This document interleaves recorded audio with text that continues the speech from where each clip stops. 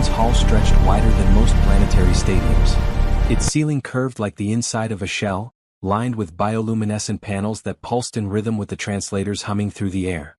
Delegates from 47 species filled the tiered seats, their forms as varied as the stars themselves. Some floated in containment spheres. Others perched on crystalline platforms. A few required atmosphere suits that hissed softly with each breath. Ambassador Chen Mei stood at the human podium, her hands resting on the cold metal surface. She could feel the weight of 10,000 eyes on her, though most of those eyes saw light in spectrum she could never perceive. The air smelled of ozone and something sweet she couldn't name. Her heart beat steady in her chest, trained by years of diplomacy to stay calm when everything inside wanted to run. The vote had just finished. The holographic display above the chamber showed the results in symbols that burned themselves into her memory. 46 species in favor. 1 against. Humanity stood alone. The motion passes, announced arbitrator Cole, his voice like grinding stone translated through her earpiece. The towering figure was composed of living rock, his surface etched with glowing veins of molten copper. Earth and its colonies will be placed under economic quarantine, effective immediately. All trade suspended. All treaties dissolved. All human vessels will be barred from Galactic Council space. Chen Mei's fingers tightened on the podium. Around the chamber, delegates began to rise. Some moved toward the exits with fluid grace. Others simply vanished, teleported away by technologies humanity had only begun to understand. None looked back. "Please," she said, her voice carrying through the translator network. "Please, just listen for one more minute." A few paused. Most continued walking. "We made a mistake," Chen Mei continued, the words tasting like ash. "One colony. One governor who exceeded his authority. We've already removed him from power. We've already begun reparations to the Verdani refugees. This doesn't represent humanity as a whole." Senator Thrace of the Corvani Empire turned at the doorway, his triple-jointed legs clicking against the floor. His face, covered in iridescent scales, showed no expression humans could read. "One mistake is all it takes, Ambassador. Your species killed 17,000 Verdani civilians in a resource dispute. 17,000 minds erased. Families destroyed. And your defense is that it was unauthorized." His translator couldn't hide the disgust. "That makes it worse. It means you cannot control your own people." "We're young," Chen Mei said, and hated how desperate she sounded. "We're still learning. Every species here has made mistakes. The Corvani themselves once." "Once," Thrace interrupted, "is the key word. We learned. We grew. We joined the community of civilized beings. But you?" He gestured to the empty chamber. "You bring war everywhere you go. Even to yourselves. Your own planet is still scarred from your conflicts. We welcomed you to the galaxy, and you repaid us with blood." He left. The door sealed behind him with a sound like thunder. Chen Mei stood alone in the vast chamber. The lights continued their slow pulse, indifferent to her presence. She could hear her own breathing loud in the silence. Her hands were shaking now. She pressed them flat against the podium until they stopped. Somewhere on Earth, her daughter was probably asleep. 7 years old, dreaming of the stars her mother had promised to show her. Chen Mei had told her stories about the galaxy, about the friends humanity was making out there in the dark. About the future they were building together. She had believed those stories herself. The communicator on her wrist vibrated. A message from Geneva, from the Secretary General. She didn't need to read it to know what it said. "Come home. There's nothing more you can do." But Chen Mei stayed standing at the podium, looking out at the empty seats. Somewhere in the galaxy, trade routes were already being rerouted around human space. Cargo ships were turning away from Earth's orbital stations. Supply lines that fed the outer colonies were being severed like threads. Medicines that humanity couldn't manufacture yet. Technologies they had barely begun to understand. Food shipments for the newer settlements that still couldn't sustain themselves. All of it gone. She thought of the colony on Proxima B, barely 5,000 souls scratching life from red soil. She thought of the research station at Tau Ceti, dependent on alien equipment they couldn't repair themselves. She thought of Earth, overcrowded and hungry, that had looked to the stars for hope. The lights pulsed. 1, 2, 3. Chen Mei straightened her jacket, picked up her tablet and walked toward the exit. Her footsteps echoed in the emptiness. The door opened before her, revealing the long corridor that led back to the human delegation's ship. Her ship now. The last human vessel still in council space. Behind her, the chamber lights began to dim.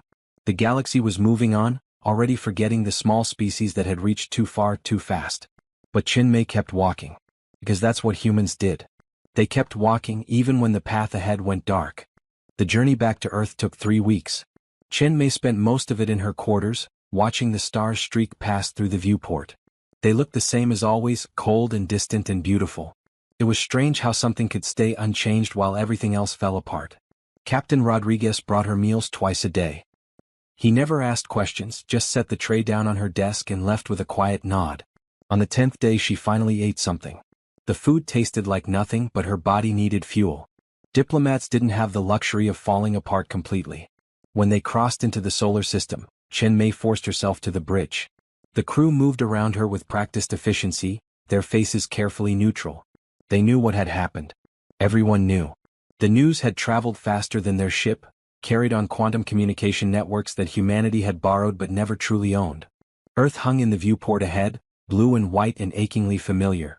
From this distance, you couldn't see the sprawling megacities, the refugee camps, the border walls that divided nation from nation. You couldn't see the scars. It just looked like home. "Ambassador," Rodriguez said quietly, standing beside her. "Geneva is requesting immediate conference upon landing. The Security Council. All permanent members." Chinmay nodded. She had expected that. What she hadn't expected was the fear in Rodriguez's eyes when he glanced at her. "Captain?" she asked. He hesitated, then pulled up a data screen. "These started coming in 2 days ago. We kept them from you while you were recovering." The report scrolled past. Colony distress signals. Tau Ceti research station going dark as life support systems failed without replacement parts. Proxima B reporting crop failures, their alien-designed hydroponics breaking down. Europa station requesting emergency evacuation as their aging fusion reactor showed critical failures. New Shanghai orbital platform losing air pressure, their alien-manufactured sealant depleted. 15 colonies. 4 major stations. 38,000 people in immediate danger. Chinmay's hands clenched at her sides. "How long do they have?" "Estimates vary. Some have months. Others." Rodriguez's voice dropped. "Tau Ceti has maybe 3 weeks before their oxygen recyclers fail completely." 3 weeks. The same amount of time it had taken her to travel home. "The Council wants to discuss evacuation protocols," Rodriguez continued. "Bringing everyone back to Earth or Mars. Abandoning the outer colonies entirely." Chinmay turned from the viewport. "No." Rodriguez blinked. "Ambassador?" "No," she repeated, stronger now. "We don't abandon them. We don't give up. That's what they expect from us, isn't it? That we'll collapse. That we'll prove them right about humanity being too weak, too divided, too broken to stand on our own. With respect, ma'am, we might not have a choice. Without Galactic Council technology, without their trade. Then we figure it out ourselves." Chinmay moved to the communication console. "Send a message to Geneva. Tell them I'm calling an emergency session. Not just the Security Council. Everyone. Every nation, every territory, every corporate entity with resources. If humanity is alone now, then we need to act like it." Rodriguez looked uncertain, but he nodded. "Yes, Ambassador." The landing came hours later. Geneva appeared through the clouds, the city lights spreading like a constellation across the Swiss landscape. The diplomatic complex rose from the shore of the lake, its glass towers reflecting the sunset. Chinmay had always found it beautiful. Today it just looked fragile. The conference room was already full when she arrived. Faces from every corner of Earth, projected on screens or sitting in person around the vast circular table. The Secretary General looking 10 years older than when Chinmay had left. Defense ministers. Economic advisors. Corporate representatives. Scientists. Even a few colony governors who had made it back before the borders closed. They all turned when she entered. The room fell silent. Chinmay took her seat. She didn't wait for the Secretary General to open the session. There wasn't time for protocol. 15 colonies are dying, she said, her voice cutting through the silence. 4 stations are failing. 38,000 people are running out of air, water, food, and time. The galaxy has decided we're not worth saving, but that doesn't mean we have to agree with them. Minister Okonkwo from the African Union leaned forward. "Ambassador Chin, we understand your feelings, but we need to be realistic. Without alien technology, we cannot sustain those settlements. The humane option is evacuation and consolidation." "The humane option," Chinmay said slowly, "is to save them. All of them." "With what?" Director Park from Luna demanded. Our ships are outdated. Our manufacturing is dependent on materials we can no longer acquire. Our most advanced research was based on alien principles we barely understand. We're being asked to run before we've learned to walk. Chinmay looked around the table. She saw fear there. Anger. Resignation. But also, in a few faces, something else. A spark of defiance. Dr. Amara from the Earth Science Coalition was leaning forward, her dark eyes intense. What exactly are you proposing, Ambassador? I'm proposing we stop waiting for someone to save us, Chinmay said. The Verdani refugees who survived our colony's attack, they're still here, aren't they? Stranded on Earth when their own people wouldn't take them back. They know their technology. The Corvani traders who married humans and chose to stay, they have knowledge. The university programs we started, training human engineers in alien sciences. Those students haven't forgotten everything. She stood, placing her hands on the table. We have 3 weeks to save Tau Ceti. So we take every engineer we have, every scientist, every person who knows anything about alien systems, and we focus everything on building what they need. Not asking for it. Not buying it. Building it ourselves. That's impossible, someone muttered. Probably, Chinmay agreed. But we're human. Impossible is what we do best. The Secretary General was watching her carefully. And if we fail? Chinmay met his eyes. Then we fail trying. And that's still better than giving up. The first prototype exploded on the 4th day. Dr. Amara stood in the ruins of her laboratory, foam retardant dripping from the ceiling, and laughed. It was the kind of laugh that came from exhaustion and desperation and something that might have been hope. Her team stared at her like she'd lost her mind. We got closer, she said, wiping soot from her face. The reaction held for almost 6 seconds before the containment failed. That's 4 seconds longer than yesterday. Chinmay watched from the observation window above. She hadn't slept in 3 days. None of them had. The Geneva complex had transformed into something between a research facility and a war room, with every available space converted into laboratories, fabrication centers, testing grounds. The lake outside reflected the lights that burned through every night, hundreds of windows glowing like defiant stars. Across the city, similar scenes played out in a dozen facilities. The old CERN campus had been reopened, its particle accelerators repurposed to test materials under conditions that mimicked alien manufacturing processes. In Shanghai, engineers worked to reverse engineer Corvani air recyclers from the broken fragments salvaged from early colony equipment. Mumbai's biolabs grew experimental crops designed to survive in Proxima B's harsh soil using nothing but human genetic engineering. The galaxy had cut them off, but humanity had scattered alien technology across its settlements for 20 years. Now they were teaching themselves to understand it, piece by piece, failure by failure. Chinmay's communicator buzzed. She glanced down at the message from Tau Ceti Station. Oxygen levels at 41%. Life support degrading faster than projected. Time remaining, 16 days. She closed her eyes. 16 days. The prototype wouldn't be ready in 16 days. It might not be ready in 16 months. But Dr. Amara was already back in the lab, shouting instructions to her team, pulling up new calculations. They were rebuilding the containment chamber with modifications, changing the variables, trying again. Across the room, a young engineer named Hassan was explaining something to a Verdani refugee, their four-fingered hands moving across a holographic display.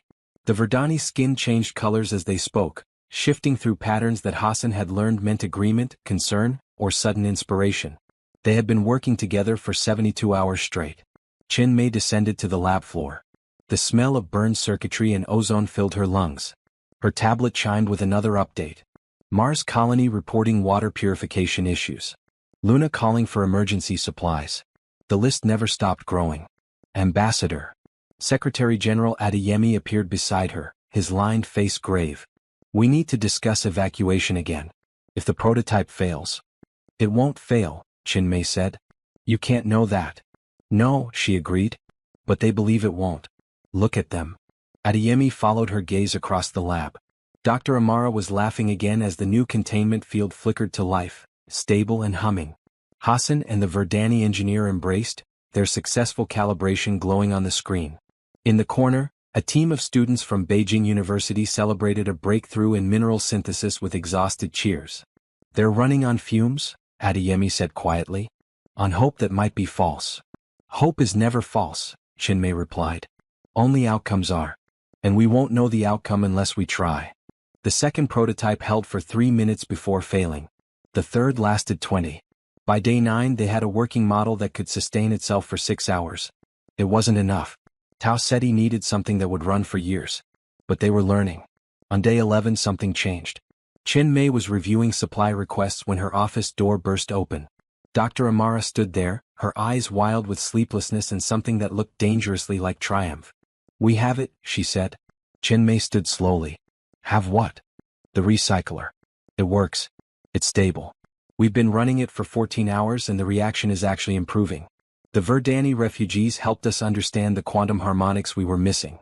We don't need alien materials. We can make it from refined titanium and synthesize compounds we already produce." For a moment, Chin Mei couldn't speak. Then, "You're certain?" "I've triple-checked everything. So has Hassan's team. So have the Corvani advisors. It works, Ambassador. We can manufacture it here and ship it to Tau Ceti." Dr. Amara's voice cracked. "We can save them." The factory lines roared to life within hours. Every manufacturing facility on Earth that could be retooled was converted to producing components. The design was open-sourced across the entire planet. No patents. No corporate ownership. Just humanity building together because lives depended on it. 3 days later, the cargo ship Perseverance launched from Kennedy Space Center, its hold filled with oxygen recyclers and repair equipment. Captain Maria Santos piloted it herself, pushing the engines beyond safe limits. Every hour mattered. Chin Mei stood in mission control, watching the trajectory plot across the screen. 14 days to Tau Ceti at maximum burn. The station had 12 days of oxygen remaining. It was going to be close. On day 16, Tau Ceti station went silent. Their last transmission reported oxygen at 18%. Life support had failed in 3 of their 5 sectors. The crew was gathered in the remaining areas, rationing air, waiting. The world held its breath with them. Day 17. Silence. Day 18. Still nothing. On the morning of day 19, Chin Mei was sleeping at her desk when the alarms woke her. She jerked upright, her heart hammering, certain it was bad news. Every screen in the operations center was flashing. "What happened?" she demanded. The communications officer turned to her, tears streaming down his face. "Ambassador, Tau Ceti just came back online. The Perseverance arrived 6 hours ago. They're installing the recyclers now. Life support is climbing. They're going to make it." The room erupted. People were crying, hugging, laughing with relief. Chin Mei felt her knees weaken. She sat down hard in her chair, her hands shaking. They had done it. Against probability, against time, against the galaxy's abandonment, humanity had saved its own. But even as the celebrations continued around her, Chin Mei's eyes went to the master display. Tau Ceti was one colony. 14 others still needed help. Proxima B's crop crisis. Europa's reactor. The Shanghai platform's air leaks. The victories would have to come one at a time. She stood, straightened her jacket, and moved to the next crisis briefing. Around her, the exhausted teams were already shifting focus, already adapting what they'd learned to the next problem. They were learning to stand alone. And slowly, impossibly, they were learning to stand tall. "Continue? Claude is AI and can make mistakes. Please double-check responses.